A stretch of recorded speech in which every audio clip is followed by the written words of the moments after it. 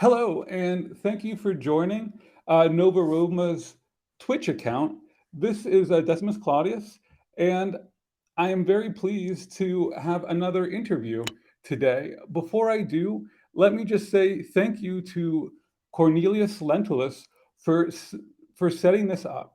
And I also want to say that this is part of the Ludi Cerealis, which is going on in Nova Roma right now. Anyways, today's guest is a Nova Roma citizen um, by the name of Gaius Caristanius Theodorus.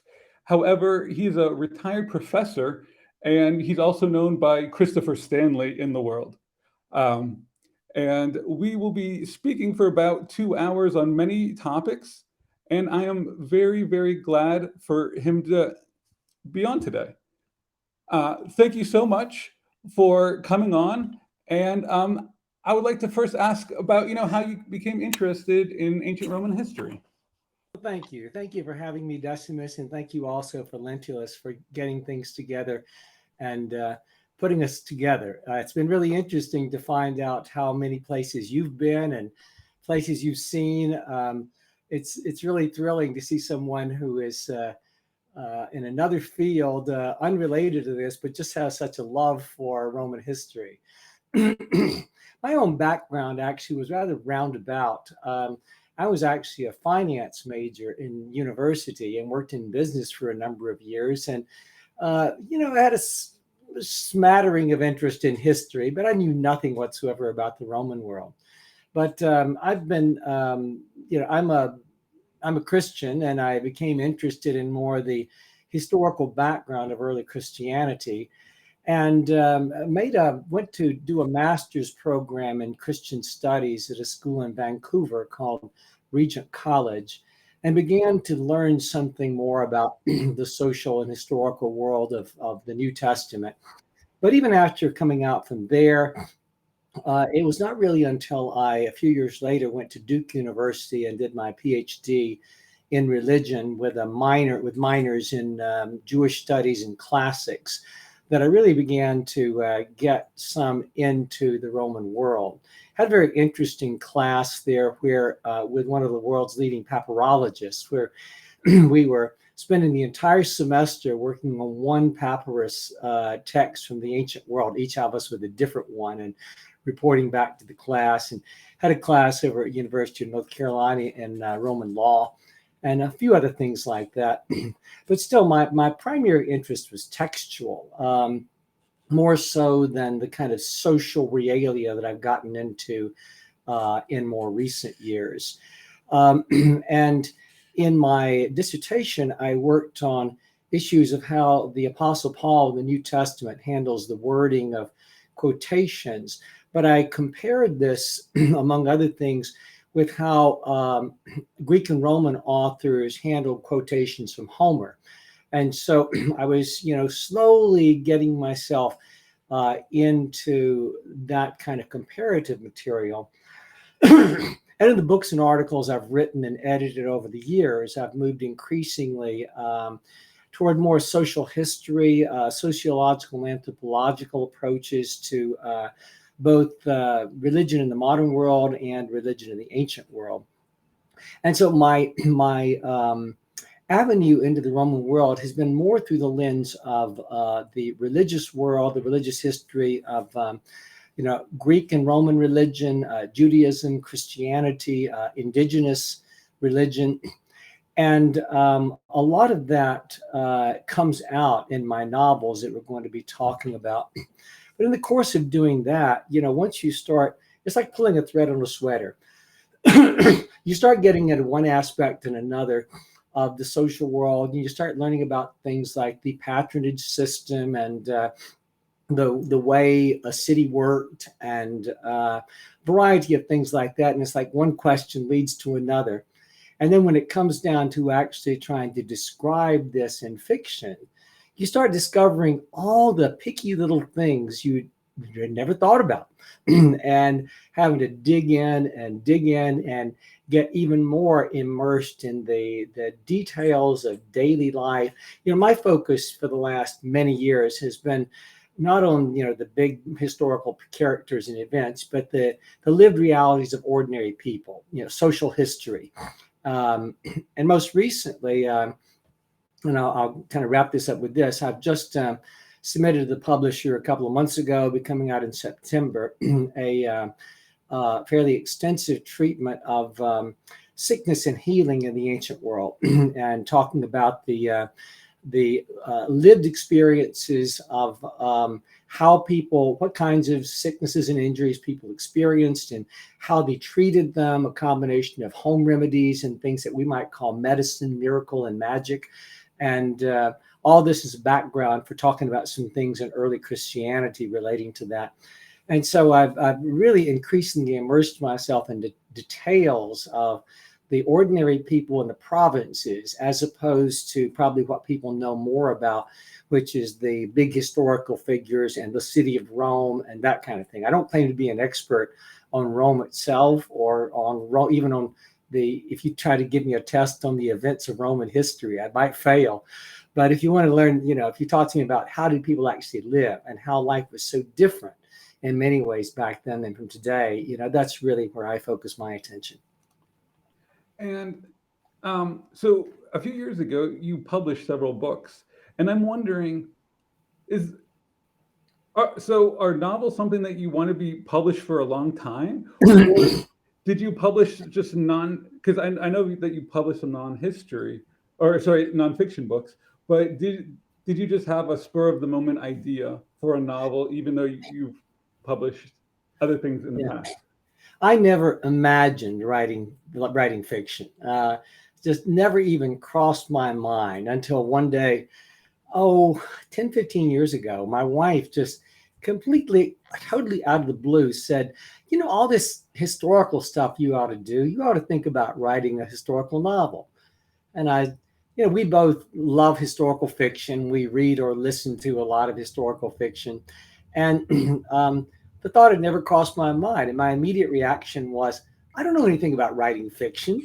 I'm a very good writer. I know I'm a good writer. I always have been. I had very good writing education coming up. And, I'm complimented all the time for my academic prose actually being comprehensible and clear. And, but the idea of writing as a creative process to tell a story was not something I had really done. And so I told her, I don't know how to do this. And then, much to my surprise, that maybe the next day, this wonderful opening scene of a book just came into my mind, and kind of thought it through. And it actually is the prologue in my first novel. And over the next 2 weeks, this book just wrote itself. I kept telling my wife, and this happens, and that happens, and the other thing happens. And she just, she's often my worst critic. And she was very encouraging, like, hey, that sounds good. And so I had it kind of floating around in the back of my mind. And then, a few months later, maybe a year later, I was in Ireland for a semester on a Fulbright fellowship. And I went over to England and Scotland, speaking at a number of the major universities there, as part of my Fulbright process there.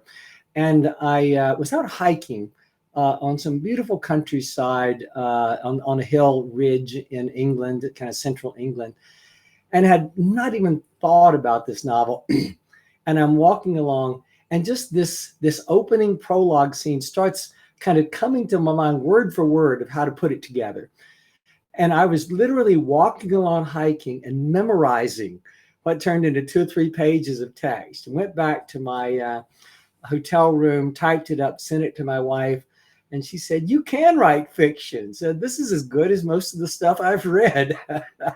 And so from there, it was just a slow process. I had my own academic writing and teaching to do. And so it took several years to write what ended up being about a 1,000-page novel, which turned out to be a bit too big to market for publication. So I ended up dividing it into 2 books. And so the first 2 turns into, there's a trilogy. So there will be a 3rd book. So the first 2 books are here, A Rooster for Asklepios, and then A Bull for Pluto. And the third book will be called A Ram for Mars. These two are, yeah, they're on Amazon, they're on Kobo, they're on Apple Books, Google Books, a lot of places you can buy them. But the easiest way to find them is I have a website we were going to mention that's got a lot of information relating to the books, and there are links there to all the purchase sites. You can read reviews. The URL is simply, I call it the A Slave's Story Trilogy. And so the website is A Slave's Story, all run together without an apostrophe for slave, between slave and S. So aslavesstory.com. So if people are interested in checking out the books, learning more about them, seeing some fellow scholarly comments about them, I've gotten wonderful, wonderful reviews from people who actually know the world of Roman Asia Minor and have said how these books really, even though they've been there many times, they just never thought about it this way, really making the world come alive for them and things like that. Yeah, and I checked out the first one on Amazon. I believe it had 30 reviews on Amazon, and they were very positive. And I read a good portion of the first one, and ironically enough, I was in Turkey until a few days ago. And Right. I was in some of the exact places where the novel took place. So it's very nice how, that kind of came together. Yeah, Um, yeah. so what are maybe you could speak a little bit about the first book, about the setting, and also your experiences in Turkey that led up to you wanting to set the story in that location. Yeah. Let me start with a kind of a summary of the plot line, because that will help to make sense of why these different places matter. The story basically is about a master and a slave, and the slave is the main character, but really the two of them are kind of hand in hand. The slave is a youngish guy, the master is an older guy. And the slave is essentially the office worker, the bookkeeper, accountant, kind of like the like Tiro was to Cicero, a slave, but a slave who is educated and trusted and kind of very close assistant to the master. And another example would be in the Rome HBO series. I believe his name is Poscus and Okay. and Caesar. Okay, I didn't remember that. It's been years since I watched that. Yeah. So, I mean, right off the bat, one of the things I try to do is to show that slavery in the Roman world was nothing like what we know in the American South. I mean, some aspects of it were, but well, we can come back and talk about slavery later if we want to. So basically, I have a lot at the beginning, kind of immersed into the world of Pisidian Antioch in central Asia Minor. It's the modern Turkish town of Yalvaç. The ruins there are not a lot of ruins there, but we could talk later about why it's set there if you like. The beginning of the book, the master has already got some kind of an unknown abdominal ailment that plays a central role in the story. And I don't shy away from describing the grossness of an abdominal ailment and the kinds of things that can bring about. But he ends up pursuing all the medical type of help that he can, and some kind of magical type things as well, and ends up heading west to the temple of a sanctuary of Asklepios at Pergamon in response to a dream from the god. And so this kind of central part of the book is a kind of a travel log, if you will, as he goes west from Pisidian Antioch to Apamea to Ephesus to the Oracle of Apollo at Claros, north of Ephesus, on up to Pergamon. And probably the last quarter of the third of the book is set at the Asklepion, the temple of Asklepios in Pergamon, or in the city of Pergamon itself. And then in the second book is the journey home with a long stop in Hierapolis, Pamukkale, where you just were recently, and then back to Antioch and the aftermath of his journey. And I won't be giving too much away to say that the journey does not go well. But a lot of surprises are revealed along the way. It's one of those books where it's gradually things develop in such a way that a lot of personal tensions arise and relational issues come up and anxieties about the future and a host of things along those lines. So in relation to the places, when I was, I honestly don't remember how exactly I ended up with Pisidian Antioch, but when I had the general framework of how this route would go and the general narrative, I actually, I had been to Turkey before, but I had a friend who is a scholar who of early Christianity who lives much of the year in Turkey. He trains Turkish tour guides. And so I paid him to travel around with me for about 10 days, visiting all these sites, and we were kind of exploring them together and getting the benefit of his expertise. And it was really through this traveling around with him to the various sites that came to be incorporated into the book that I became much more aware of the healing side, the religious healing shrines and things like this. And really that came to play a more prominent role in the stories as a result of my hands-on experience of traveling the same route that my characters end up traveling. So when I'm describing sites in the book, I'm either drawing on my own, I'm drawing on my own experience and every extensive study of each site in terms of the archaeological reports and Google Maps, Google Earth, looking at the site, and some of the places I hadn't been exactly because the modern road doesn't go exactly where the route would have gone in the ancient world. But I was so persnickety about getting the Roman route right and describing the terrain correctly, and even as much as possible when things are taking place and you're entering the city, you're traveling through it in the novel, you're at least using a combination of what we do know from archaeological excavation and my general knowledge of Greek cities, Roman cities, and using informed imagination to reconstruct the sites. Very fascinating. I mean, because when you go to Turkey, obviously, there's so many sites. It's pretty, I wouldn't say everywhere, but pretty much if you're driving along to most main roads every 20, 30 minutes at the most, you could come up with a site. I tell people there are better Greek and Roman ruins in Turkey than there are in Italy and Greece. I don't know about that. I mean, I think so. I don't have favorites in that sort of respect. But one thing that we also spoke about briefly in the past was you wrote a section in the Asklepios in Pergamon, and that was a very interesting place where I visited. Unfortunately, it was in the rain, even though pretty much the trip was sunny and bright. But you mentioned that you had to do research into how the Asklepios in Pergamon looked like. Right. When the book took place, because obviously when you go now, there's different buildings, things change. Just like in Rome, I mean, if you go back in time to when, various emperors lived, you might not see the Colosseum or things that are really, really famous today, because obviously, things evolve over time and some buildings collapse or some things are better preserved, some things are less preserved. So sometimes when you go to the ruins today, you don't get, you get a little taste of the past, but you don't really get, obviously, the whole scope of the city. Exactly. Right.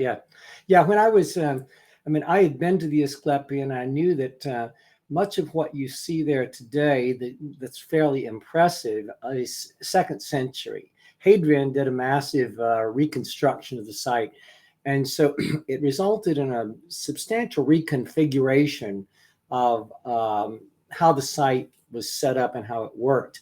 And I had a vague knowledge that there had changed, but I really didn't know how. And I thought, I'm not going to have people going In my novels take place in mid-first century AD or CE, and not going to have them go to a second century place when they're in the first century.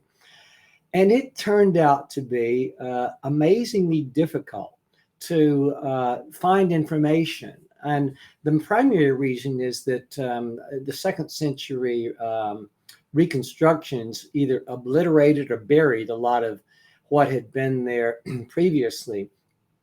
And I was gradually being able to get information. But what I ended up having to do was I ordered in through the interlibrary loan of my university these 4 gigantic volumes of the German archaeological reports in German.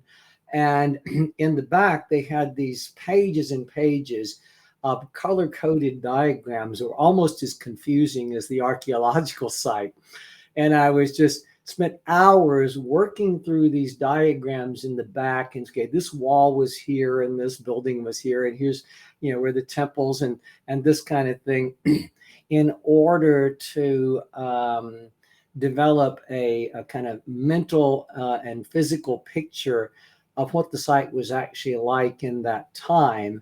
And so then when I narrate my characters going on at a festival of Asklepios, going on the journey from the city of Pergamon up on the hill, down through the valley on the sacred way into the site of the Asklepion, you know, I'm describing it as much as can be reconstructed, what it was like in that time.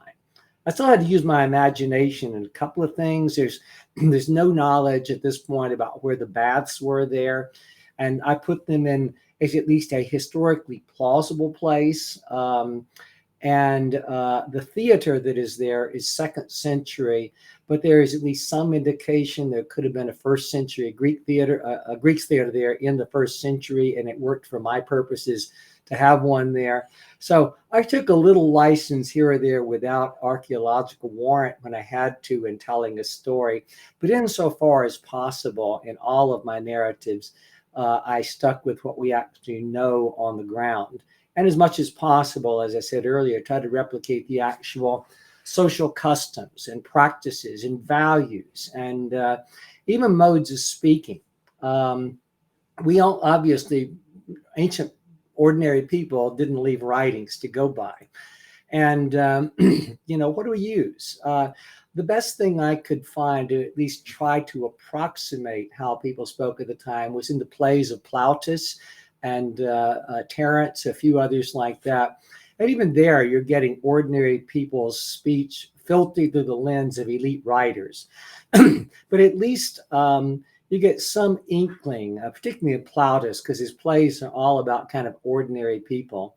And so while I didn't try to mimic Roman language patterns, and I didn't try to copy Plautus, you know, I appropriated expressions and modes, kind of broadly modes of speaking from those windows of how people might have spoken back in those days. So again, trying to replicate as much as possible what we can know about life in the provinces among ordinary people at this time.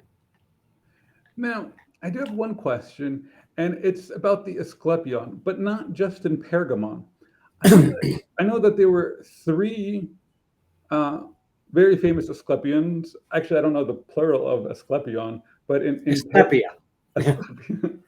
So in Pergamon, in Epidaurus, and in Kos. Right. Why were these 3 singled out in antiquity, especially because there were hundreds of others? And why would rich people pay a lot of money to go there specifically? Yeah, great question. And I don't know that we know the answer to that.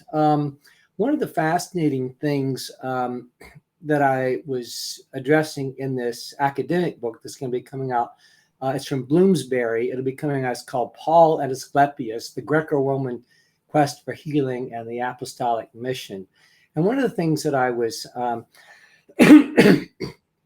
highlighting in there is that in our modern world, we just kind of assume that people go to doctors and that knowing that there were physicians in the ancient world, as they were, kind of assumed that people went to physicians as their most first line of treatment.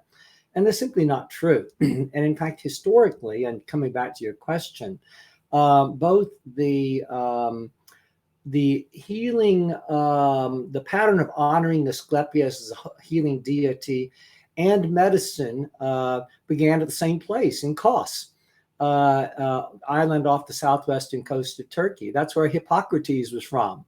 And there was this close interplay of what we would think of as religion and medicine in the Asklepian sanctuaries.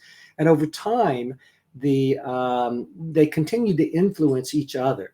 So what we think of as medicine included elements of religion and what we might label magical practices. And what we know of as religion included elements of medical practice. And Asklepios over time ends up being essentially to some degree medicalized. And so the kinds of treatments he prescribes are like what physicians would do. And so there's this, as to why Epidaurus, why Pergamon, if I had to guess, and I don't know the answer, Epidaurus was at least close enough to Athens. Athens had its own Asklepion, but they had this massive theater there. It just kind of developed as a complex in a rural area. And Pergamon, I think, had a lot to do with the sponsorship of the Pergamene rulers from the time that they took over there, and they like to kind of have their own things in their own territory. Yeah, actually, we have a comment in the live stream. There were also significant Asklepion in Athens and Corinth that person knows of. So yeah, well, there are literally hundreds of temples of Asklepios around the ancient world. And can you just briefly describe, for instance, what happens when, let's say, either in the book or just generally speaking, what happens when you come to an Asklepion? Because there's a lot of different things that happen there, and it's not just a temple, and it's not just a hospital. It's more of it's also like a community center in a way. I mean, there's a lot of different aspects to it. Like a health spa. One of the fascinating things, we actually know a fair amount about Asklepios and Asklepia in general, because when people either came for treatment or more often when they were healed, they would leave behind physical evidence, either in the form of carved images of the body part that had been healed or which they were seeking healed, votive offerings, usually in the form of clay carvings of an ear, an eyes, breasts, genitals, whatever it is, with or without some kind of little inscription with it, or columns, stelae, or there are inscribed tablets that we have from Epidaurus. We know they were at other places as well. And so when you went to the temple of Asklepios, the walls were covered with these physical objects that were there to instill faith. They were like, hey, look what he did here. Look what he did here. Look what he did there. And then when you went to the major centers, you had the abaton, the sleeping chamber.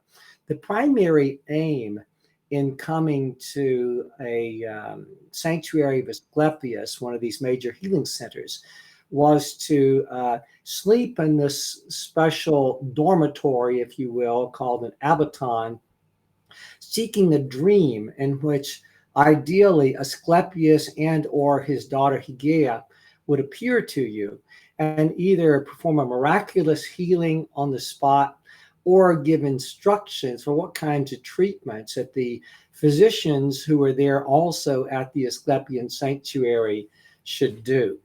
We have a wonderful descriptions of what this was like in the 2nd century AD in the book called The Sacred Tales of Aelius Aristides, who was a hypochondriac who spent a long time at the Asklepion there and narrated all kinds of things about dreams and visions and treatments and some of the crazy things that he says that the god told him to do. And sometimes the physicians would say, huh? I said, well, the God said so. This is what we got to do. So there's a whole host of things in terms of the rituals as well that were intended to instill faith. You have a sacred well that you go and do ritual cleansing and drink from it, and the water was perceived as having healing properties. There would be sacrifices to the god, hymns sung to the god. A couple, the Edelsteins, back many decades ago, collected in 2 volumes the inscriptions having to do with the Asklepios. And in fact, I'll grab a copy right here. This big fat volume here. If anybody wants to get into the primary evidence about Asklepios and the temples, anything to do with him, Ludwig and Emma Edelstein, and it's this big fat book. About 2/3 of it is text and commentary on various inscriptions, and then the last third of it or so is kind of a synthesis. There's no better place to know more, to learn more, get into the nitty-gritty of the Asclepian healing practices in temples and etc. than this book here. It's 2 volumes originally. It's now published in 1 volume. The ex voto offerings. Can you just briefly describe how they were offered and some of the, more mundane or the more interesting formulas that were found on these offerings? Well, most of them don't have a formula. It's just simply a carved image. And the best we can guess, these were something that seemed to have been mass produced. How exactly it worked, whether the priest kept a stock of these around and said, okay, you want some eyes? Here's some eyes. By the way, eyes across the ancient world, eyes are the most common body part that appear in the votive offerings. And there's a lot of other evidence that eye problems were chronic in the ancient world. And so just an interesting little tidbit there. But somehow, like at the Asclepian in Pergamon, if you were there, and so you got the sacred way coming into the sanctuary. You got columns there, and there were shops along there on either side where those columns are, and so it may well be. If I had to guess, I would guess they might have been sold there, just like, let's say, if you go to a Roman Catholic shrine of some type these days, pilgrimage site, there'll be a lot of shops selling lots of little Catholic knickknacks and rosaries and things like that.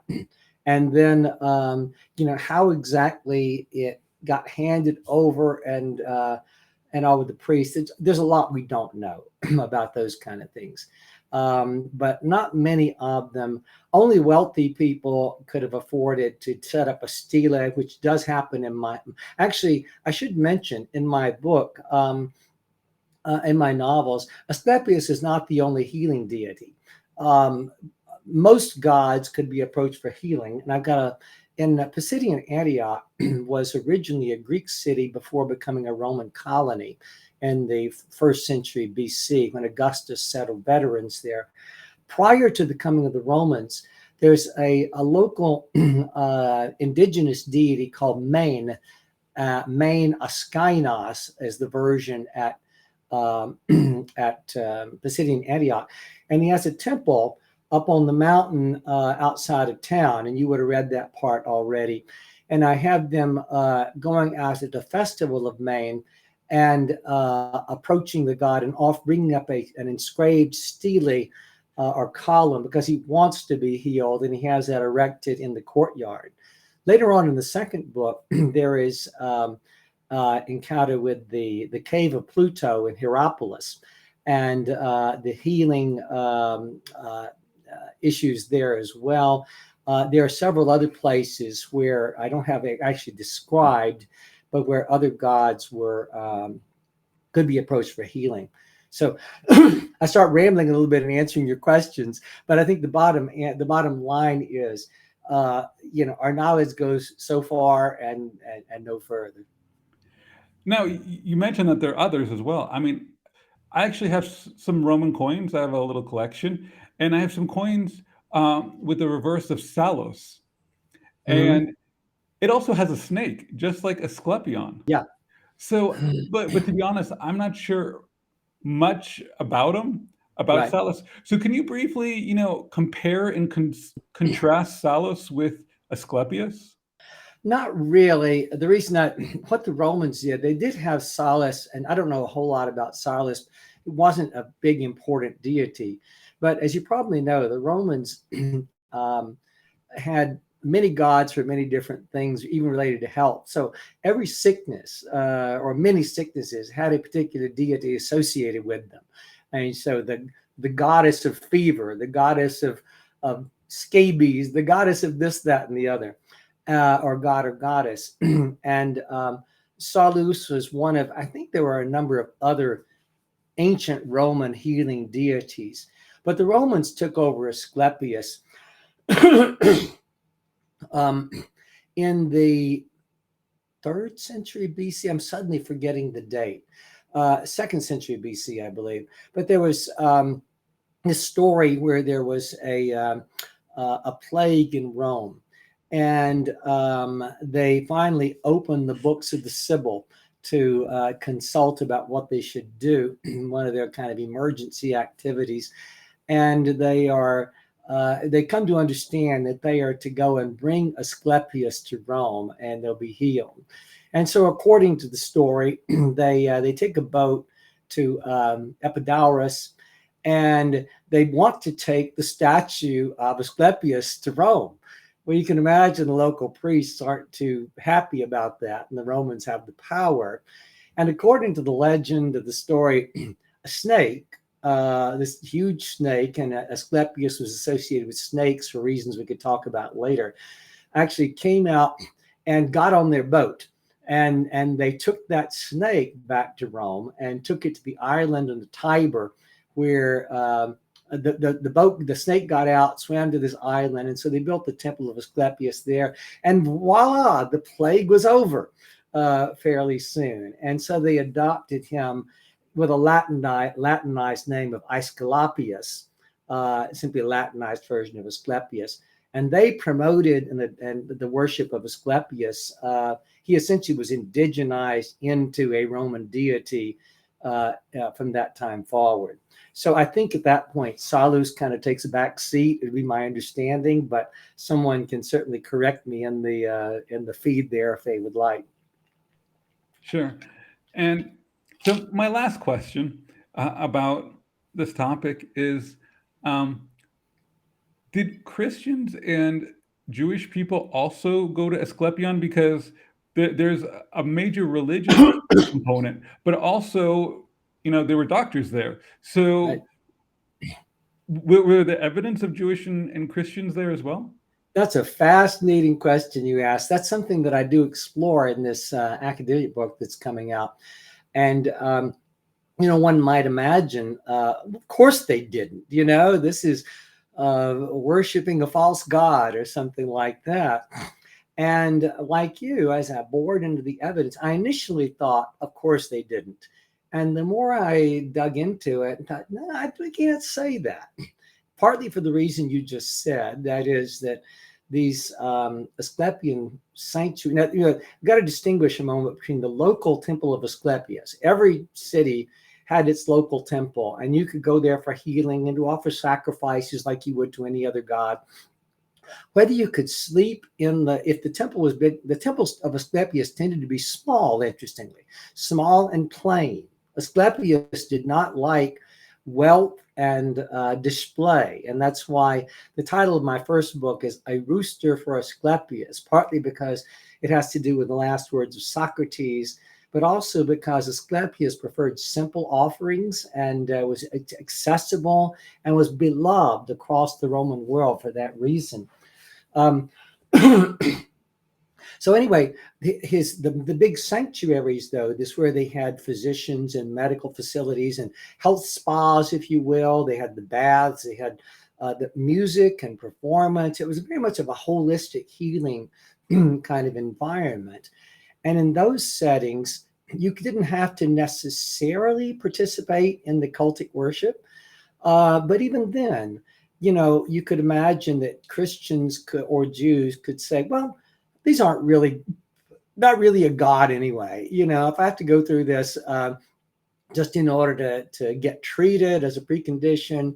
And there certainly are many references in the first few centuries of Christianity where the church fathers are increasingly verbal against Asklepios. Why? Because people are going to the temple of Asklepios to get healed. Christians are. And there's evidence, I found a number of pieces of evidence of Jews actually visiting pagan temples. And one fascinating story of a Jew was in Athens, no, it was in northern Greece, who actually built, let's see, what was it he built? Anyway, no, I guess he just erected a column in honor of having had a dream in which a different healing deity, Amphiaraus, had come to him in a dream and told him to erect this column in thankfulness for being healed. So there certainly are, there was not the purity of monotheism and drawing sharp lines in either community that we might think. And so I think, yes, at least some Christians and Jews probably did go to healing sanctuaries of Asklepios and other gods. Others probably frowned on them for doing so. And Judaism plays a role in the book. Very big role in the book, yeah. And at the beginning, well, not at the very beginning, but in the, I don't know, the first quarter of the book or so, there's a meeting with the main protagonists in the book, and also some people of the Jewish community. Right. Now, one question that I've had for a long time was about identity. So how Roman did the Jewish people feel? Which I'm sure it changed over time. And also, on the broader picture, how Roman did the people in Asia Minor feel if they didn't have like grandparents from Rome or from Italy? Yeah. Complicated questions. I'll try to give a simple answer. As today, the views of Jews, the views that Greeks and Romans had about Jews were very mixed. Is essentially you loved them or you hated them. On the one hand, there were philosophers who admired the monotheism of Judaism because it was consistent with their own highest thoughts about the divine. People who admired the family values and the devotion to family and to spouses that you found in Judaism and their upright moral lifestyles. But that tended to be outweighed by very negative views of Jews, partly because their customs were perceived as so weird, and partly because they were perceived as politically subversive in some ways, and even more so the later Christians. From the standpoint of, and one of the things that we today have a hard time, most people have a hard time wrapping their brains around, maybe not people in Nova Roma, is just how weird monotheism was. You stand on the steps of a temple in an archaeological site today, and you look over the city and you see ruins of temples, and you think, the whole of social life was framed around shared ideas and shared practices involving the gods and the social and political life of the civic institution. You've got your patron deity of the city, and everyone is expected to honor and participate in worship of that deity in order to receive benefits and protection and prosperity and these kind of things. Jews didn't do that. Christians didn't do that either. And so already they're perceived as somehow undermining the divine blessings on the city. And then the Jews some of them at least didn't participate in some of the public activities of the city because of that, anxiety about idolatry. Others did, and there's a lot of variation, particularly it depends on social class to some degree. And so they're perceived as antisocial. People thought they were just bizarre that they didn't like pork, which of course was a common thing that Greeks and Romans enjoyed when they could eat meat. They thought their practice of circumcision was barbaric. They thought they were lazy because they took a day off every week and didn't work, and just on and on, all kinds of horrible rumors that were told about Jews, much like the kind of medieval anti-Judaism that we find in Europe. And so there was this sense that the more elite Jews who wanted to fit into the Greek city would become more Hellenized than Romanized. The Romans didn't really try to make people into Romans, and they didn't really care that much even that people shared Roman identity out in the provinces. They wanted to be in control. They didn't want you causing trouble. But as you know, to be the mark of a good Roman was to know your Greek literature, to speak good Greek, and to be able to kind of embody Greek virtues, although obviously the things they rejected about Greeks as well. So, some Jews would have been very well integrated into Greek culture. We have Philo of Alexandria as the best embodiment of that. And others rejected everything about Greek culture that they could. And you have the Maccabean revolt in Judea in the 2nd century BC as a kind of example of an extreme case of that. And one thing that comes to mind is actually the destruction of the Jewish temple, because the best eyewitness we have to that is Josephus, who is actually Jewish. And I remember reading that book back in college as an undergrad, and we were told that Josephus, he went over to the Roman side not out of convictions, but just because he realized that Rome was stronger. So I mean, he understood the Romans, and he joined them like to an extent, even though at the beginning he was opposed to the Romans. And one thing I liked about Josephus, and I mean, people debate whether, for instance, the body counts in this battle or that are actually true, but it's just incredible details, such a wealth of knowledge that we gain from his specific work. However, the destruction of the temple in Jerusalem was a huge event for Jewish people, and there was also a lot of casualties of Roman soldiers, because it wasn't just the destruction of a temple. It was really putting down uprisings in different places.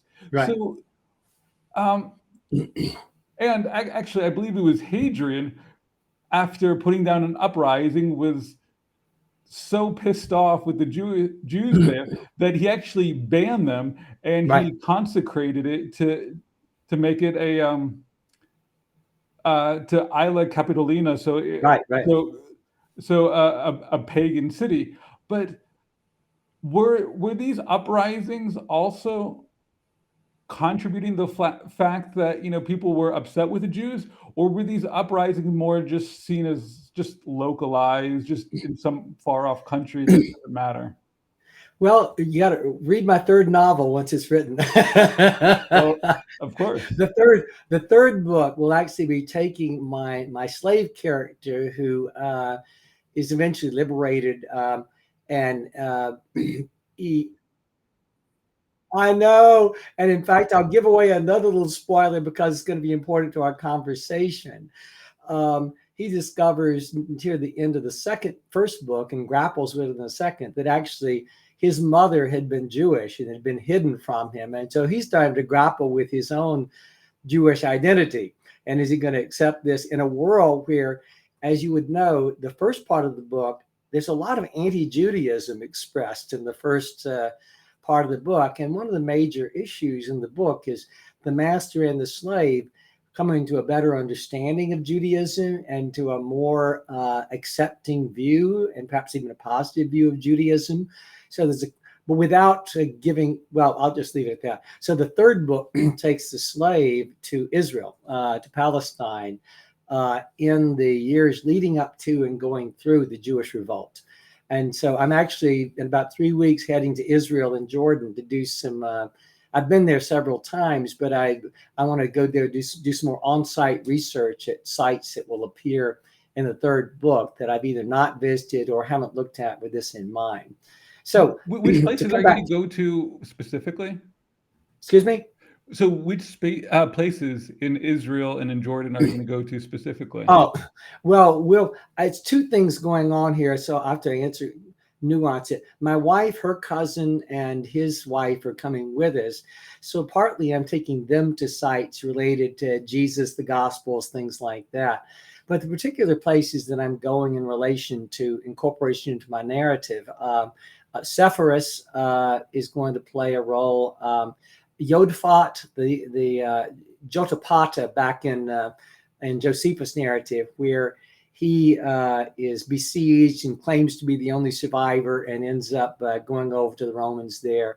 The route of some of the battles in what is today the Yarkon National Park and Antipatris, both over near Tel Aviv, of course, down to Jerusalem. We'll be going to Masada, though I'm not going to be narrating it. In fact, what I'll be narrating, I try to give, I'm giving a different perspective on everything than normal. And so in the third book, because my character has grown up in the Roman world and has positive views of Romans, he's going to be a pro-Roman Jew in the Jewish revolt there in Israel. And the awkwardness that raises when you got friends and family members on all sides of the question. So we'll be getting into the complexity of how Jews viewed the Romans. And coming back to your original question, then, some Jews were in bed with the Romans, particularly those at the top of society in Palestine. The poorer you were, the more anti-Roman you were likely to be. But that didn't really permeate into the diaspora, Asia Minor. You didn't have revolts against the Romans in Turkey, in sympathy with what you had in Palestine. It's very much a localized phenomenon there. In fact, I left out one important point earlier about Judaism. One thing that really complicated matters for Jews in the Roman world is the Romans actually stood up for the Jews. We have a number of, in Josephus, these edicts that were issued by Roman officials in the 2nd century, 1st century BC, where local Greek cities were trying to repress the Jews, trying to make them come into court on the Sabbath. That was another thing. They kind of withdrew from social life on the Sabbath. Wanted them to come to court on the Sabbath, serve in the military, various other things they wouldn't do. And so they didn't want to give them permission to do things. This comes out in my books as well. And so the Jews would appeal to the Roman officials, and they would issue an edict actually saying, leave the Jews alone, because the Romans respected the Judaism because it was a venerable religion, had an ancient history, and they liked things that had been around a long time. And so you actually have this kind of odd complexity that's thrown in there, that the Romans are actually perceived in the diaspora as being on the side of the Jews, whereas in Palestine, they're perceived as the oppressors.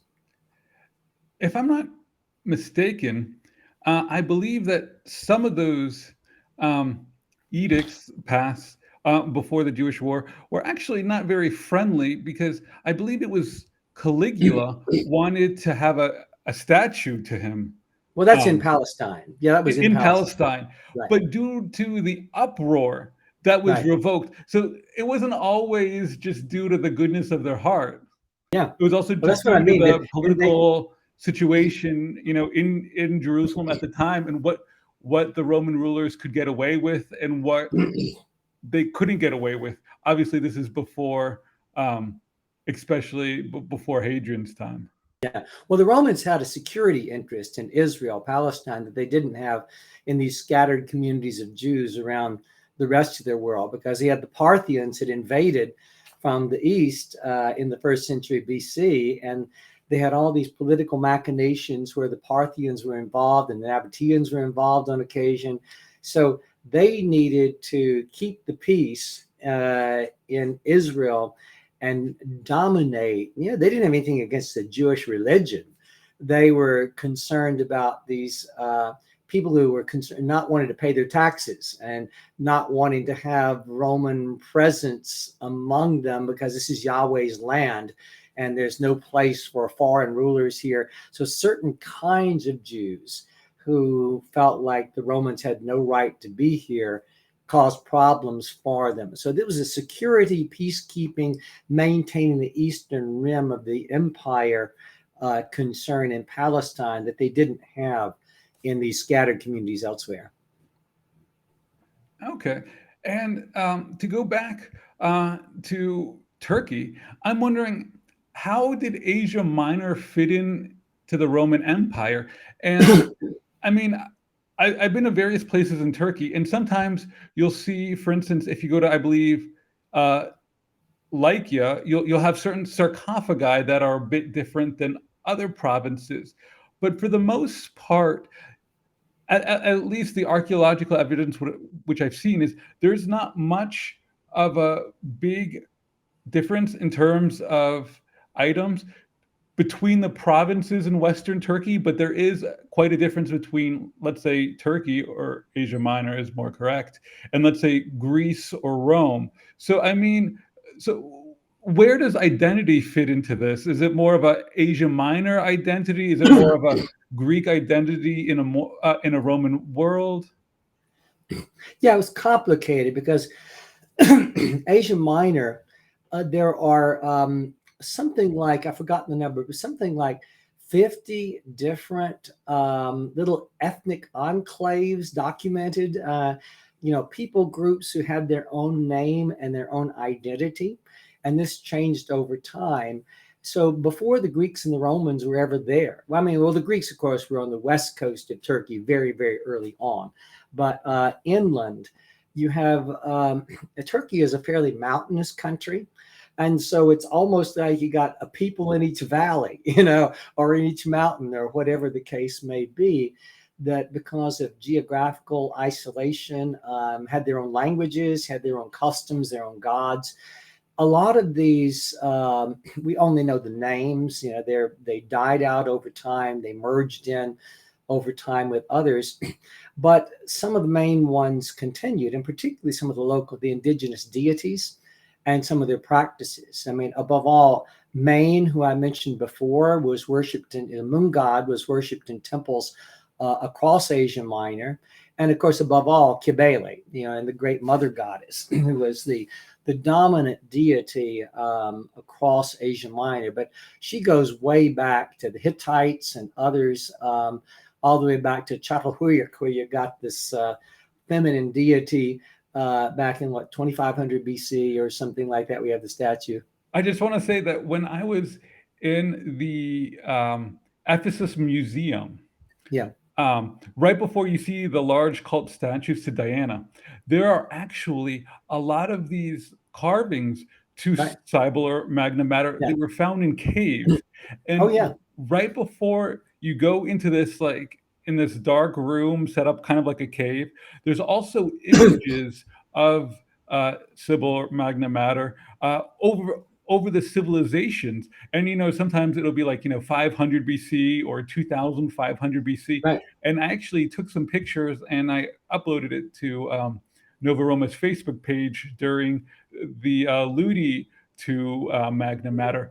But can you speak a little bit about the I know that we're jumping, and I would like to revisit the identity question again. But can you speak a little bit to the history to Magna Mater and why that survived so many different civilizations and so many different rulers and conquerors, but yet that was one of the constants.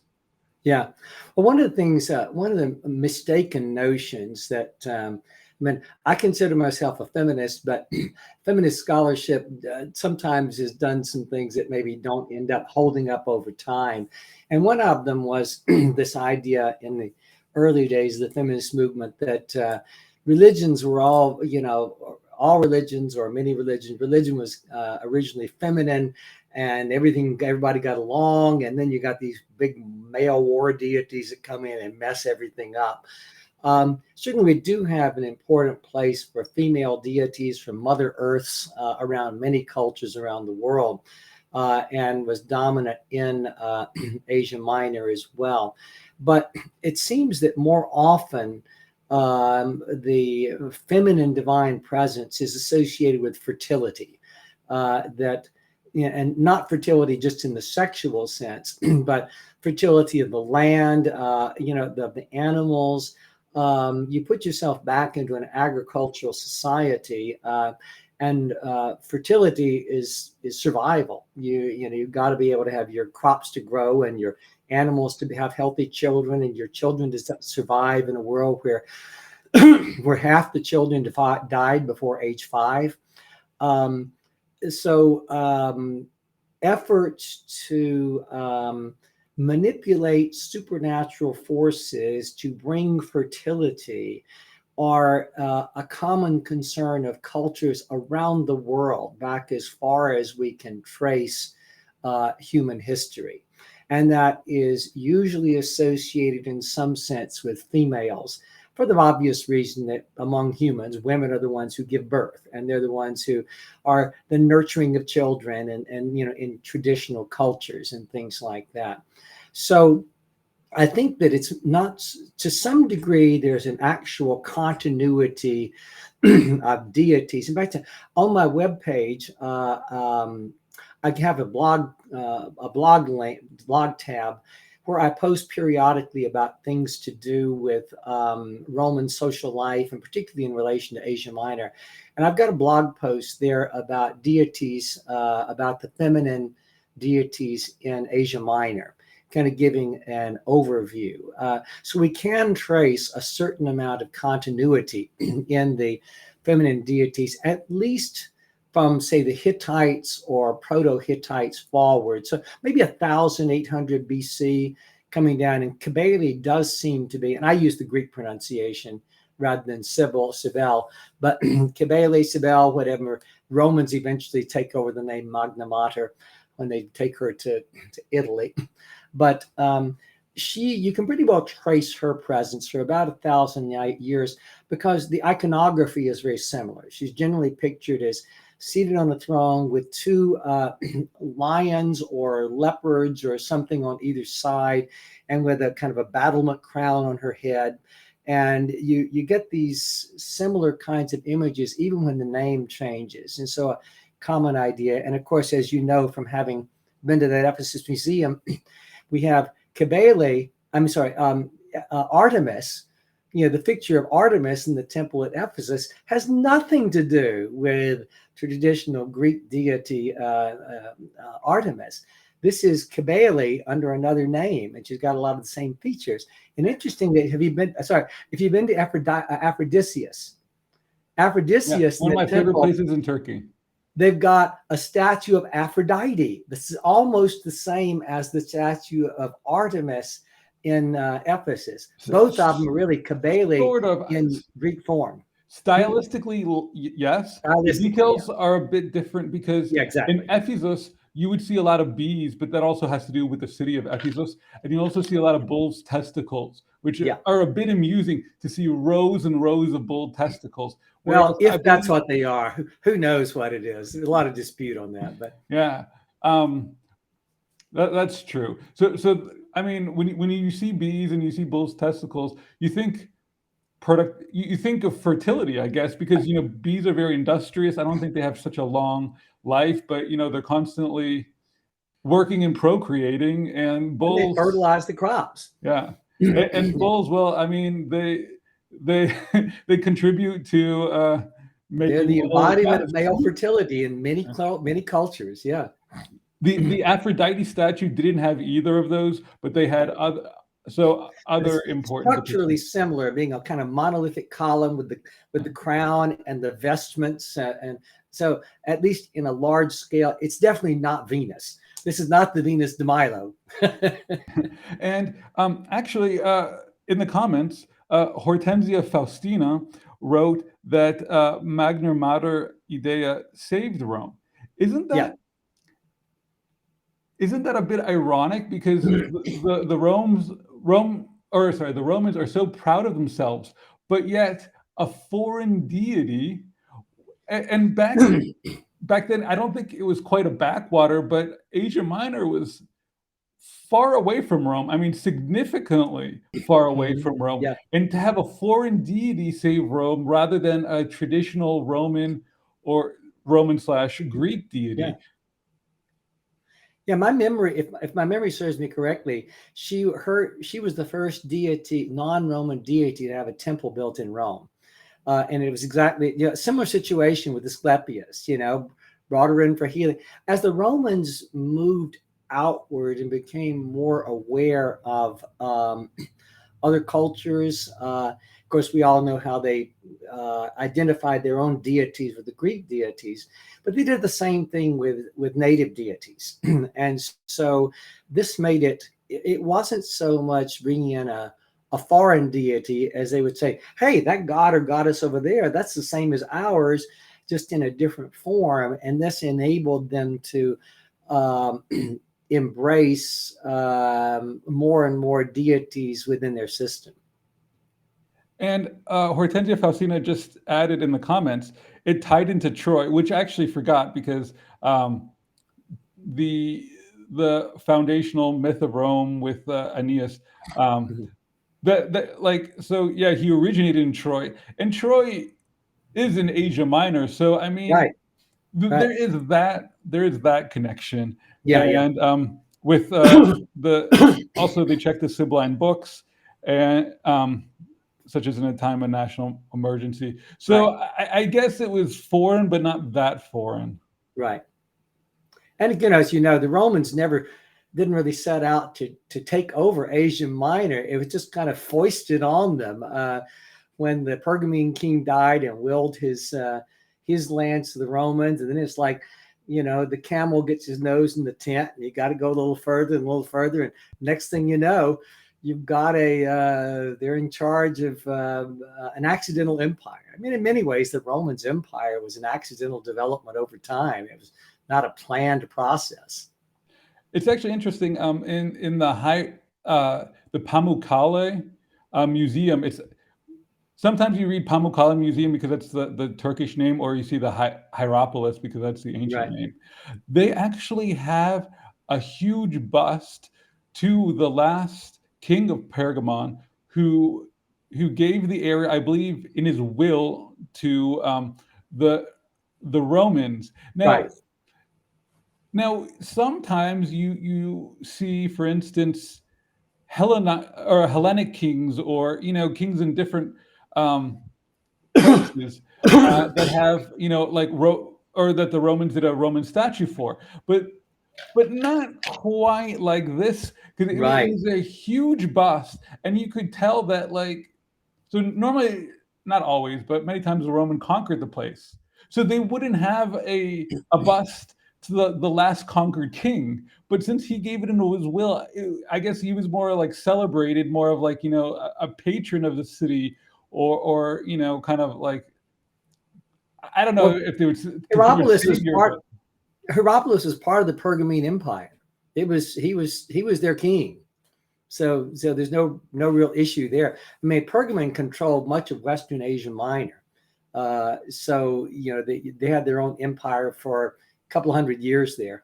Yeah, but it's interesting because it's a larger than life-size bust, and I believe it's from the second century AD. So long after. Oh, okay. And it was carved by the Romans, and you could even see in the eyes, because they have these little dips, that it's definitely later second century. Okay, I didn't remember that. Yeah.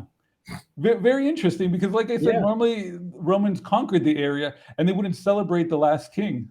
Yeah. Of course, but he's the one who gave it to them, so perhaps that has something to do with it. Yeah. Now, I remember reading in the book, and sometimes you have a lot of details in your first book, and you either put word in the narrator's mouth or in different people's heads. And one of the things that you mentioned was about the necropolis outside of Pamukkale, and it's much larger than it would suggest for the city size, due to the healing waters and Right. people going there. Now, is that something that you came across in your research, or is that another thing that you thought was plausible? No, I think that's something I did come across. Is the number of tombs there is far exceeds anything that we would have from any comparable city size. I mean, way exceeds it. And of course, it was a health center. It was a health spa there. The heating waters, the hot springs, as you saw. I mean, it was a famous center that people came to from all around. So obviously, the fact you got so many tombs says it didn't work too well. That place, again, in my second novel, there's long chapters, several chapters take place there, where I try to bring that city alive, and the healing centers and the tombs there and all those things really take people immerse them into that world. Again, there too, you go to Hierapolis and you see the city map that they've got there. That's second, third, fourth century. So I had to go back and strip out some things from that as well. Now, a big topic that we haven't really touched on yet is also Christianity. And one of the places in the book is Ephesus. Mm-hmm. And I'm wondering why Ephesus was so important to early Christianity. Now, I do know about the journeys of Paul, but and Ephesus was the capital of Asia Minor at the time. Right. But so what is the significance of Ephesus, and why was it so important for the spread of Christianity rather than just taking a boat to Greece or to Italy? I think partly you answered your own question. The cities that were politically dominant tended to become dominant also religiously. But I'm not sure even, I mean, would I accept your statement that Ephesus was so important for Christianity? It's, sometimes we have the happenstance of what has survived in terms of the literature and the archaeology. And, certainly Antioch and Syria was far more important. We think of Corinth being important because Paul wrote several letters to them, made several visits there. But in terms of just thinking off the top of my head, did the church at Corinth have a lot of influence? Well, the Romans knew about it. The Roman Christians, late first century, the author Clement was writing to the Corinthians, and he knew Paul's letters to the Corinthians. But yeah, I think we have to be careful about assuming that the sites that were mentioned in the New Testament or in the early Christian centuries were, well, once you get into the early Christian centuries, you kind of got more literature to see which places had a more influential role. But prior to that, just got to be careful. We have a very selective telling of the early Christian story in the book of Acts, and we have no clue how Christianity got to places like Alexandria, where it was important, over to Mesopotamia, all kinds of places like that. So I'm a little hesitant to say, the other thing about Ephesus, though, is such a trade center. You got people coming and going all the time, and where all roads lead to Rome, but in Asia Minor, they all go through Ephesus just about to get there. And when I was in, I believe it was, I'm not sure how to pronounce it, Laodicea on the Meander. Yeah, there is today we'd say Laodicea, but Laodicea, yeah. Okay. There is a huge Christian basilica, and I believe that was from Constantine, which is actually, it's amazing. I mean, I've been to a lot of early Christian churches, but a lot of them are after Constantine, and sometimes they're like 5th century, and you're like, well, it was just a little bit after the Roman Empire, but the churches could have probably been similar. But I mean, that was a really substantial, large church with high quality mosaics, I believe, and frescoes as well, because there's a section of frescoes, and that was that was built during Constantine. And I'm wondering, what is the evolution of like the church or the meeting house? Because Yeah. I know that originally, people met out in the open or depending on the circumstances, sometimes privately in a home. But what was the evolution, and when could you walk by a church and realize either architecturally or symbolically that that is a meeting place for Christians? Yeah, the earliest archaeological evidence is late second century, and so even then, it's not very much. For the we from the New Testament we can know, and plenty of other references that what we call Christianity was simply a group of people meeting together in the atrium or triclinium or whatever facilities were available in a wealthy house if they had enough room, or in a workshop in the case of a workman, or perhaps occasionally rented quarters. Christians were primarily lower class, lacking resources, and they met wherever they could. And it was no liturgy, no structure, no pattern. And of course, they kept their noses down, kept their heads down, because they were such weird people from the standpoint of their neighbors that even when it's a long time before you get any kind of official persecution, but it was just a group of weirdos. As you probably know, some people thought they were cannibals because they eat somebody's bread and body and blood, and thought they had. In that second century, we got references to them dismissing the non-believers before they do their the Eucharist and all, and they figured they must be having sex orgies there. And do you really want your kids to join a bunch of sex-crazed cannibals who think the end of the world is coming soon? And this is kind of how people viewed Christianity in many cases. So they really were not meeting in any kind of fixed facilities, at least until sometime in the second century. And it's hard to know when and how that came to pass. And I don't know that I can answer your question. I'm not an expert. Once we get past first century, second century, my interest is far less, and therefore I haven't really pursued the evidence in that regard. Interestingly, though, you mentioned murals and mosaics. We see similar patterns in the Jewish synagogues in Palestine. 3rd century, 4th century, 5th century, you find Jewish synagogues with zodiac mosaics in their floors in Palestine. And even you find Jewish houses with mosaics on their floors with Dionysus and other Greek and Roman gods. They had kind of come to terms with this, or they just saw them as decorative, look pretty. This is a thing you do to kind of be Greek, to be Roman, or whatever the case may be. So it's kind of around the same time Jews and Christians are doing the same thing. I should mention, for the sake of the audience listening in, Christianity appears now and then in the books, but very little. I intentionally did that because even though my scholarly focus is on early Christianity, I wanted to have a representative place of Christians, which is not much. And when you do encounter them, a lot of it is through the eyes of people who have negative views of them.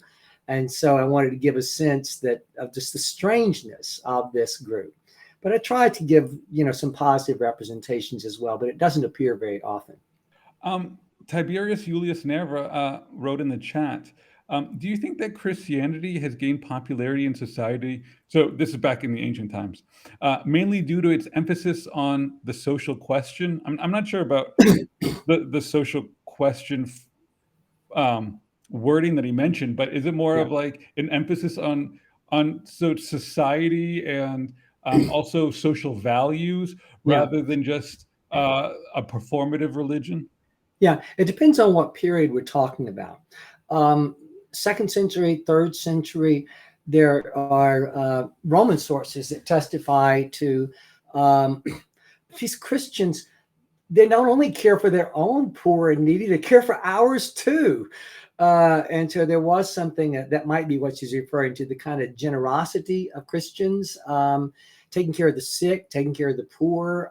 This was something that really impressed many people. To some degree, during that later period also, their courage in standing up against opposition, in the arena and that kind of thing, and their boldness with which they would be willing to die for their faith was something that made a difference. But back in the earliest time, those weren't really the case. Interestingly, and again, I deal with this in this academic book that's coming out. We look at Paul, who is our best window onto the kind of evangelistic ministry of early Christianity. And again, there's much we don't know about that. Well, Paul and the book of Acts. And they really portray that some of it has to do with persuasive speech, but a lot of it seems to have to do with the presence of the supernatural. However we explain that. Paul talks about signs and wonders accompanying his ministry. The book of Acts portrays miracles of healing and things like this. And in this academic book, I get into, well, how do we explain that? I talk about placebo effect and things like that. But there does seem to have been a perception, people were impressed by power, by divine power. Because ultimately, religion in the Greek and Roman world was not some, personal spiritual practices of somehow trying to find a calm spiritual state. I mean, it was about material prosperity. It was about what do I need to do what do I owe to the gods because of what they have done in providing us with prosperity? What do I give to the gods to get prosperity? And prosperity defined as broadly as would it be national prosperity and success of the armies, or the successful childbirth of my wife who is pregnant right now. And so this idea of whatever channels will enable you to tap into divine power, if Christianity offered that, it's going to be attractive. Yeah, and I also remember that there were many different religions back then. Some and also other monotheistic, and there were also different types of Christianity as well. And there was a big, I don't know how you would say it, like competition for religious beliefs. And, sometimes they're mutually exclusive, sometimes not. If you take a look at Mithraism, it's perfectly acceptable to go to a Mithraeum and and believe in that and perform the rituals, but also go to the standard Roman temples. Oh yeah, and I mean, everybody did that. Yeah. Yeah, I mean, the what they call the mystery, what we call mystery religions from the early 20th century, or they didn't have a term for them. We might say Eastern religions because they usually came from the eastern portion of the empire. But these little cults centering on a particular god or goddess were very popular around the time of the rise of early Christianity. And they often centered on they were not exclusive, but they would center on a particular god or goddess as one to whom, if you devoted yourself ritually and in other ways to this particular god or goddess, he or she would provide prosperity and protection for you in this life and enable you to escape, depending on how the framework, escape the starry watchers and demons in the sky who want to keep you here and allow you to be liberated into the realm of light and beyond, or whatever. I mean, lots of variety in these systems, but they were not generally exclusive. And some of them involved a dying and rising God. It had to do with more the fertility cycle and such as that. So to many people, Christianity would look kind of like a Jewish mystery religion. And that carried, for people who didn't like Judaism, that meant I'm not going to have anything to do with that. For those who might have thought Judaism was neutral or positive, then that might have made it more attractive to them. But it was one of many kinds of secretive little religions. We don't know a lot about the actual rituals of most of these groups because they were secretive, and they succeeded in keeping their rituals and initiation ceremonies secret. And that's actually exactly what Tiberius Julius Nerva was saying. It was mainly for the elites, and there were a small number of believers. So, I mean, it really prevented it from expanding as much as other religions. And it's not exactly the same, but I've also been to, I don't know how to pronounce it, but Eleusis. Yeah, Eleusis. Yeah, and that was also, but that was probably the more. It was a very famous, secretive. Right. I don't say, but it's not really a religion though. It was more of like, um, it was more about initiation rather Yeah. than an actual religion. Would you agree with that? Well, it depends on what you mean by religion. We can't define religion by our modern terms. I mean, religion in the ancient world wasn't about personal spirituality or something like that. Eleusis tended to be as much political and social and elite. It was a little different than these other kinds of groups that were more popular and often appealing to the lower classes. In fact, one of the things I left out earlier when the comment was asking about social, another aspect of early Christianity that made it attractive to some people and not to others was they were had radically countercultural values. As you know, in the Roman world, hierarchy was everything. And knowing your place in the pecking order, and you were constantly reminded from how people sat, where people sat at in a dinner gathering to the way people conducted themselves in all kind of public settings, where your place was in the pecking order. And this Christian movement comes along and says, we're all one. We're all equal. You don't bring your social hierarchies into this group. A slave is just as much, has just as much value, and not just in terms of God's eyes, but in terms of working within the group, as the rich dude over here. And so this has made it very attractive to people on the bottom, because they're not being constantly put down in their place. They're being told you're valuable, women and slaves especially. And on the other hand, it's also why you had very few elite people joining, because they were essentially being asked to give up their positions of power and prestige, at least within this community, even if they continued to exercise them in their ordinary daily life and that kind of thing. I mean, Paul was not, the early Christians weren't radicals in the sense they were not advocating to get rid of slavery. They weren't saying, all the Roman world and Greek world ought to be socially leveled, economically level, because they believed the end was coming any moment anyway. And so God was going to obliterate all this stuff and, upset the apple cart, and those on the bottom were going to be on the top and vice versa. So they were not into social transformation, but their values, their practices within their group were radically countercultural.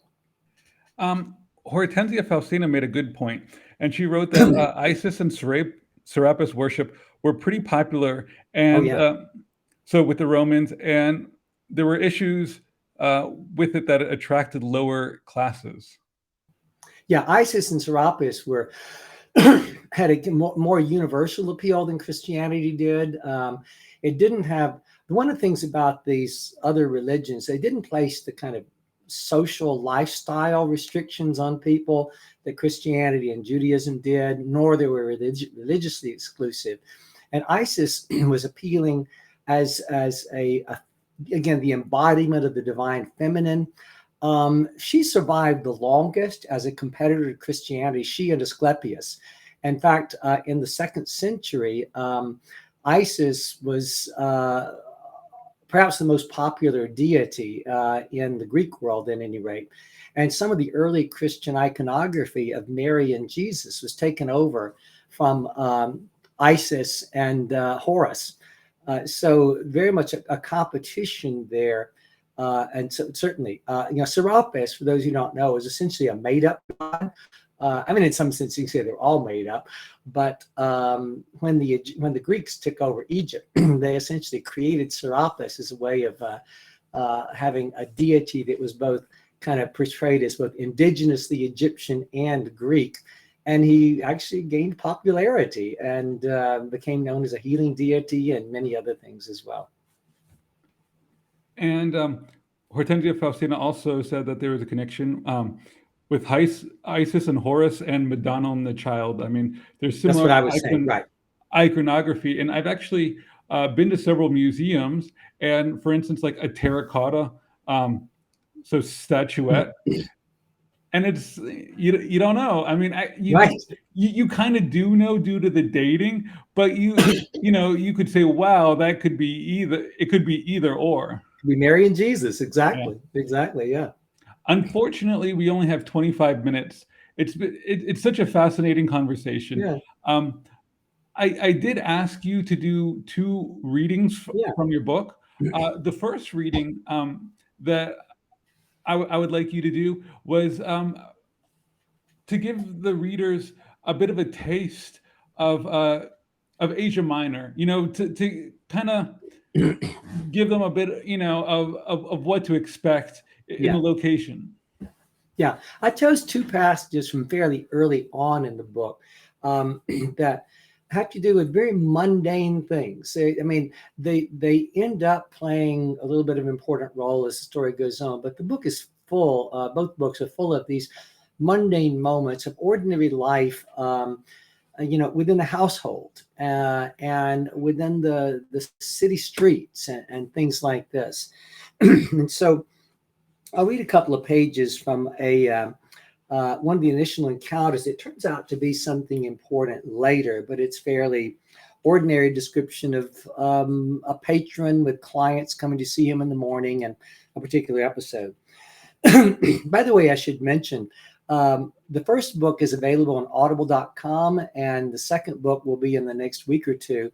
And I have a wonderful reader. He's a far better reader than I am and got different voices for each character. So if anyone is like I do, I mean, I hardly ever sit down and just read a book, but I've always got 2 or 3 books going at one time and in MP3 players and things like this. So if you prefer to listen, the first one is available and the second will be available soon. So one day in March, by the way, I should note, I do use modern terms for months. I use modern terms rather than Greco-Roman terms. Like I talk about the office rather than the tablinum, and I talk about a butler. I use terms that modern people could understand rather than trying to stop and explain a Greek or a Roman term. So if your ears are offended by some occasional terms like that, just know it's part of my trying to get across to ordinary readers. One day in March, when the winter snows had melted and the trees and fields were showing their first touches of green, a new face appeared among the horde of clients who visited Lucius's house. Lucius is the main patron, the wealthier character. Visited Lucius's house every morning to pay their compliments and request his assistance. Marcus, who is the slave, Marcus was unaware of the man's arrival, since he was seated at his small desk in Lucius's office, taking notes of his conversations and recording the various commitments that Lucius made to his clients and vice versa. It was the job of Hermas, the butler, to prioritize the mob that milled about in the atrium, not his. But when a new visitor entered and Hermas was unsure what to do with him, especially if he looked like he might be an aristocrat or the agent of one, he often consulted with Marcus about how to handle him, while Lucius was talking with one of his less important clients. As he led the next visitor behind the wooden partition into Lucius's office, Hermas signaled to Marcus to join him in the atrium. He pointed to a short man who was leaning with his eyes closed against one of the columns that ringed the shallow pool in the middle of the room. He was surrounded by a shaft of sunlight that was blowing through the opening in the roof, and he appeared to be enjoying the warmth. Hermas showed Marcus a small bag of coins that the man had given him to secure his attention. After a few moments of whispered consultation, Marcus nodded to the butler and walked over to the man. "Greetings," said Marcus. "I'm Marcus, the personal secretary of Lucius Coelius Felix, the master of this house. I understand that you would like to see my master." The man wore the anxious but friendly face of a slave in his mid-30s. He was attired in a spotless blue tunic and sturdy sandals, and wore a gold ring on each hand. His dark curly hair was neatly trimmed and his face freshly shaven, and Marcus's nose caught a hint of perfume. This was no ordinary man's servant. "Greetings," replied the man. "Actually, it's you I wanted to see. The butler tells me that you're the one who arranges meetings with your master outside of his usual reception hours. My master would like to stop by and see him at a convenient time." "Who is your master?" asked Marcus warily. "I've not seen you here before." "Forgive me," replied the slave. "I should have told you that from the start. My name is Gaius Caristanius Theodorus. I'm sorry, my master is Gaius Caristanius Theodorus, a visitor newly arrived in your city, and I'm Fortunatus, one of the managers of his affairs. We've come here from Ephesus, where my master is a merchant and the owner of substantial property. He would like to extend his business to your city, and he sent me to arrange a meeting with your master as the agoronamos to discuss how to manage such a move. He's newly installed in the agoronamos office as head of the markets. He will pay you well for your assistance. He held out a small bag of coins, but Marcus did not immediately reach out to take it, so he tucked it back into his belt. What kind of business is your master, Marcus? He imports luxury goods, spices, rare woods, that kind of thing, said Fortunatus. He's going to need a local partner to help watch over his business in Antioch, and he thought that your master might be interested. He's willing to offer generous terms to the right person, he added with a wink. He held out the bag of coins again, and this time Marcus took it. Marcus stared at the man for a moment. This was the first real business opportunity that had come to Lucius in his role as agoronamos, and he knew that he would want to hear about it. Wait here, he said. At last, I'll ask my master about it between clients. The master nodded and bowed slightly as Marcus turned to walk away. I could come to like this man, he thought. Marcus spoke with the butler for a moment, then returned unobtrusively to the office and took up his usual station behind and to the side of Lucius. He knew this client, the one Lucius is talking with at the moment, and after a few moments he could tell that he had not missed anything important. I think I understand your concern, said Lucius, cutting the man off in mid-sentence. I'll have Marcus look into the matter for you. Now, if you'll excuse me. The man stood, bowed obsequiously, pronounced a blessing upon his patron, and left. What a bore, said Lucius with a grimace. But he has his uses. He wants to borrow yet more money from me to get a creditor off his back. Find out from Linus how much he owes and let me know by tomorrow morning. I'll probably lend him what he wants, but I'd like to be sure where things stand first. I might have to cut him off if this keeps up. Marcus nodded. So how do things look out there? Inquired Lucius. Are there many more of them? I'm afraid so, answered Marcus. But I'd like to speak with you for a moment before your next client, if I may. Marcus described his conversation with Fortunatus and handed Lucius the bag of coins that the slave had given him. Lucius hefted it for a moment, then returned it to Marcus. This does sound like an interesting proposition, said Lucius when he was done. If he is who he says he is. What was his name again? I believe you said it was Gaius Caristanius Theodorus, sir, replied Marcus. Courteous, echoed Lucius, wrinkling his brow. I've never heard of anyone by that name in Antioch. That's too bad. It would be nice to know something about his family before I decide whether to see him. Of course, it's possible he's a freedman. A lot of those merchants are. He paused and stared at the wall for a long moment. Marcus waited. Yes, Theodorus could be a slave name, he went on. By Jupiter, I hope not. I don't want to go into business with a freedman. Perhaps you or Linus could find out more for me. Linus is good at digging up personal information on potential borrowers. Anyway, and it goes on like that. So I'll stop there with that part. I do thank you for that reading. We don't have that much time, but I would be amiss to not ask about slavery back then. Yeah. Obviously, there were different treatments for the slaves. I mean, obviously, there you have slaves being beaten or killed over trivial items, right. But you also have slaves that were really respected and really contribute. I'm wondering, in your books, what is really the relationship between the slave and the master? I mean, but not just on in the aspect that the slave is, capable in business. But I mean, the slave goes above and beyond what you would typically think a slave would do.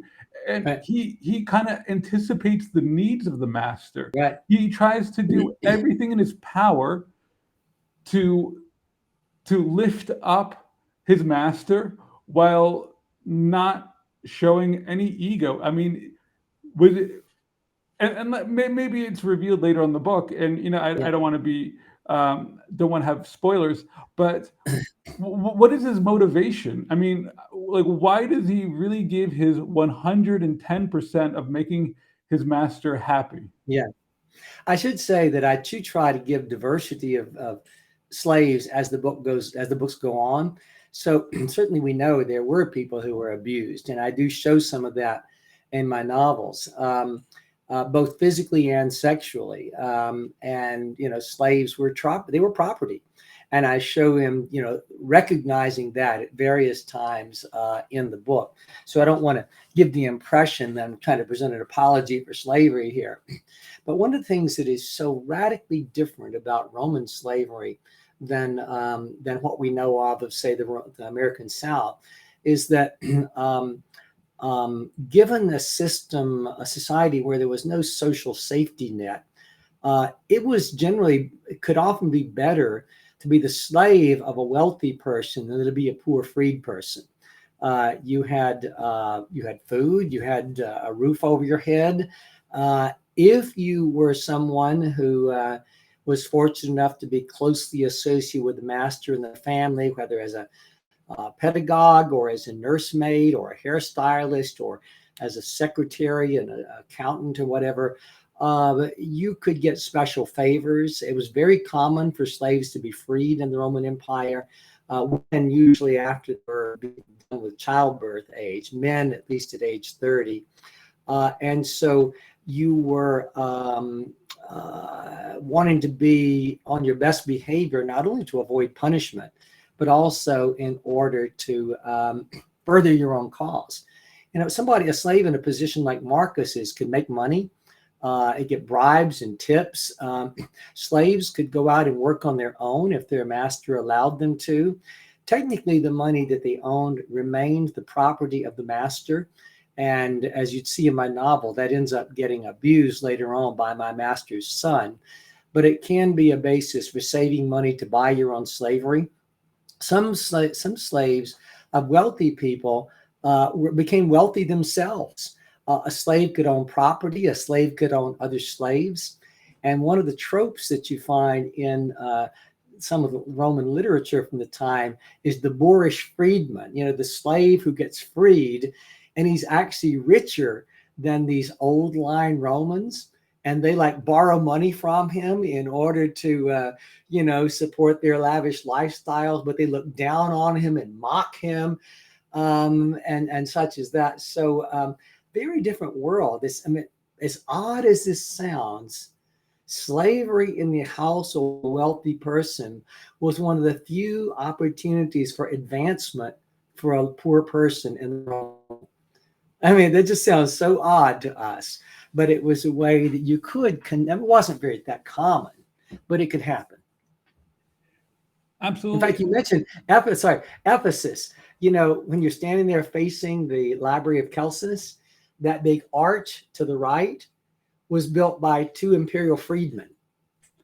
And so imperial freedmen actually play a huge role in the empire, partially because various emperors really, I guess, they didn't trust their advisors that much, because they could have, vested interests, or, maybe due to different relations, or even if your grandfather wronged my grandfather, I mean, that could carry over for generations. Whereas freedmen didn't have that kind of background and baggage, and they were also I think they were more considered loyal to the person, because the emperor raised them to that status, and only the emperor did, and the emperor could take it away at any time if the emperor thinks that he's abusing his power. So I mean, it's actually a little more than that. A freedman owed legal obligations to his former master of service and respect and honor. It's not like you're free and go off and do your own thing. And so totally apart from actually Augustus ran the empire through imperial slaves, not just freedmen. A slave could be invested with massive power and resources if they were in the right position at the right time. Freedmen also, but you could still be a slave and have a lot of power over other people. But if you were freed, and this comes up in my book also, in my novels, you owed the former master retained a certain amount of power over the body and resources of the freedman. So it was a norm that Augustus's freedman, or the imperial freedman, also owed that obligation to the emperor. Unfortunately, we only have about 10 minutes. So there's questions. Got more questions? There's questions more in the questions? chat that we're going to get to, but I do want to get to your second reading because I also asked you to prepare a reading Right. for like a religious ritual, so we could also get a little taste on that aspect of the novel. I thought maybe you wanted to skip that, but sure, I'll make it shorter than I was going to. Sure. This is a scene early on where Lucius and Marcus are going to the temple of Asklepios just to see if they can get some kind of, response there regarding his sickness. And I describe where the temple is located and various other things like that. They approach it, and there's a knot of people in front of it. And so I'll start here. Stepping to the front of the procession, there's Marcus and Lucius and a few slaves with offerings and things like this. Stepping to the front of the procession, Marcus motioned for the others to wait while he went ahead to appraise the situation. They're looking down the road. Perhaps a dozen people, this is early morning, perhaps a dozen people stood in line awaiting their turn to approach the altar. None were aristocrats, but that was to be expected. Nearly all the elite class were busy receiving clients or calling on their patrons at this time of morning. As he drew closer, Marcus could see that the priest was facing the temple with his arms extended in prayer, so they would have to wait until he was done. Marcus motioned to Hermas to edge the retinue closer so that Lucius could step directly up to the altar when the ritual was over. "Make way," called Marcus in a loud voice when the priest had chanted his final prayer. "Make way for Lucius Coelius Felix the Agoronamos. Make way." The choir repeated his call. The waiting petitioners backed away as Lucius and his company marched somberly toward the temple. Marcus stepped up to his master's side when the procession reached the altar. Hermas and the choir moved to the rear. "Lucius Coelius Felix, Agoronamos of Colonia, Caesarea, Antiochia, has come to pay tribute and honor to the mighty Savior Asklepios and to petition for his assistance," announced Marcus in his most official tone. "Asklepios welcomes his august guest," replied the priest, his voice formal but friendly. "Does he petition for himself or for someone else?" "For himself," replied Marcus. He recognized the old priest as the same man who had officiated when Lucius had come seeking healing for his wife last year. He knew that Lucius despised the man, but he also knew that his master was capable of veiling his feelings when the occasion demanded. Marcus stepped aside so that Lucius could approach the priest. He was happy to have an excuse to move away from the altar and escape the smoke that had begun to make his eyes water. Looking back at the priest, he noticed that his eyes were watering also. Serving at an altar was a lot like being a kitchen slave, he thought.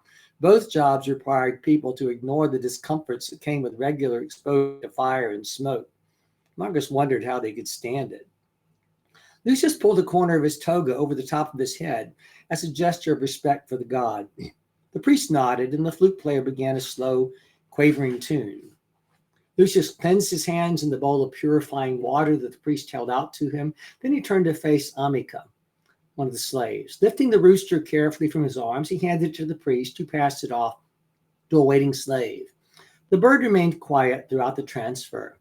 It appeared to have fallen asleep during the procession. That was a good sign, thought Marcus. A sacrificial animal had to go willingly to its death for the ritual to be effective. The rest of the ceremony followed the standard sacrificial litany. The priest turned and extended his hands toward the statue of Asklepios in the temple, then uttered a formulaic prayer extolling the god's virtues and urging him to accept Lucius's offering. While he was speaking, the slave slit the bird's throat, opened its breast, and removed its entrails for the priest to inspect. When the prayer was done, the priest fingered the entrails and nodded to indicate that the animal was acceptable to the god, then laid the vital organs onto the altar fire. The slaughterer handed the corpse to another slave, who carried it off to the side where the bodies of the offerings were butchered and cooked. Lucius then received the wine and incense from Selina and passed them to the priest, who added some of each to the fire. The ritual ended with the priest offering a final prayer to Asklepios, in which he commended Lucius to the deity and petitioned him to come to the assistance of his humble worshiper. When the priest had finished, Lucius turned to depart. Before he could leave the altar, however, the priest caught his toga and stopped him. He spoke softly to Lucius, but Marcus was close enough to hear what he said. "It's good to see you here again," the priest began. "I'm very sorry that we weren't able to help your wife. She was a good woman." Lucius's face remained stony as he smiled, etc. I have to stop there because we're out of time. But some of the rituals I get into, particularly at the Asklepios, I've got hymns and prayers verbatim, but I don't do that in that particular episode. How did you do the research? I mean, for instance, for your specific prayers, like the wording for these Roman prayers, Yeah. and obviously you have different prayers, not only for different deities, but different prayers for different circumstances. I mean, so which books have you used, and like, how did you do all that research? It'd be hard to identify particular books because there's been so many things, and part of it is just my work over the years. But when it came to writing the novels, I had to ask exactly those questions. What did they actually do? You know, we picture a priest offering sacrifice on the altar in front of the temple, but what kind of motions did they do, and what did people physically do in the process? And we have some evidence of that in engraved. There are quite a few engraved images of sacrificial scenes. And there are descriptions of rituals and sacrifices in plays and other kinds of narratives. But it's one of the questions you asked there is exactly something I dug and dug and dug, trying to find, well, what did they actually say? And the bottom line was, the answer I found was, nobody knows. And so now we do have, like I said, some of the hymns and prayers to in particular deities like Asklepios, but those aren't necessarily ones that would have been offered at the moment of a sacrifice going on. And so I had to use my imagination, building on the prayers and hymns that we have elsewhere, and craft something that seemed to fit with what I understood. The same thing in the opening scene of the book has to do with a ritual in front of the lares. At the lares and the penates in the household. And again, we know some of that, but other places I had to reconstruct based on general knowledge about Roman prayers and the ways they were structured and things like that. Absolutely fascinating. I mean, I wish that, we could talk much more about this, or maybe we'll do a second one, down the road, because there's so many different themes and topics I would love to get into. We have a bunch of messages and questions in the chat. Go ahead. And another one from Tiberius Julius Nerva. It's a bit different from what we were talking about, but he would just like to know what your opinion is of the term Byzantine Empire, and do you accept it, or do you think it was still the Roman Empire? Or so what's your view on that? Which is, I do have to say, it's a very, I don't want to say controversial topic, but it's debated a lot, and especially on Facebook, you could get passionate arguments that go on and on and on. Yeah. Now don't even have an opinion. That's later than the period of my interest, and I don't have. I mean, I understand the basic idea of the Christianization of the empire and the move from Rome to Constantinople and all those kind of things, but I don't think could make an informed answer. So let's go to the next question. The next question actually built off of that one. Well, then let's go to the question after that. The Byzantine Empire is something that you probably know more about than I do. Actually, not quite, because I'm of the impression, and I respect other people's opinions, that the Byzantine Empire is not the Roman Empire. I mean, there are different familiar aspects and lineage, but there was a break, and it was noticeable linguistically, religiously, artistically. Mm-hmm. So for me, the Byzantine Empire is a successor to a portion of the Roman Empire. Now, some people completely disagree. Some people say that the Roman Empire lasted from 753 AD to 14. I don't know, because some people say it's the fall of Constantinople, and other people say says it's the fall of the trip. I don't even know how to pronounce this like small place in Turkey, which fell Okay. after the Constantinople. But for me, I can't make that. I don't have anything invested in that question. Well, you have to say thank you so much. Unfortunately, we're out of time. There's so many other things I would like to get into with you. But thank you so much for agreeing to the interview and spending 2 hours with me. And also, it was very nice to speak with you in advance, just to get to know each other a little bit, because we haven't crossed paths before. And I've read a big portion of the first book. I really enjoy it, and I would definitely recommend it to others. And also, like you said, aslavestory.com has a lot of information about your background and the books and how to get them. So it's definitely something to check out. And I just want you to have the last word before we wrap up. Well, I'll just thank you, and thank you to the listeners who participated along, whether they've stayed with us the whole time or not. And for people who listen to it later on YouTube, I might mention I have done several video interviews on a YouTube channel called Myth Vision, of which the first 3 had to do with these issues of sickness and healing and magic and medicine and miracle in the ancient world. And so if you go to, I don't know, if you just search for one word, Myth Vision, MYTHVISION, it'll get you there, and you search for my name, Christopher D. Stanley. If you want to explore some of those particular issues further, the first one has to do with kind of well, I'll just leave it at that. I mean, go check those out, and you might find those interesting as well. Definitely. Go to the website, go buy the books, listen to them, give me your feedback. You can contact me through the website. I would love to have feedback, further questions. I respond fairly immediately to those things as well. So, and you're also on Facebook. The conversation, huh? And you're also on Facebook. I don't post as often on my Facebook page, but I'm happy to engage with anyone one-on-one about anything that you care for. So don't hesitate to contact me through that contact page, and I can get you to my email address as well. Great. Well, I'm definitely looking forward to finishing the first book and making my way on the second. And also later this year, the nonfiction book coming out. So I'm definitely going to be looking forward to that. Oh, I just thought of one other thing I should mention.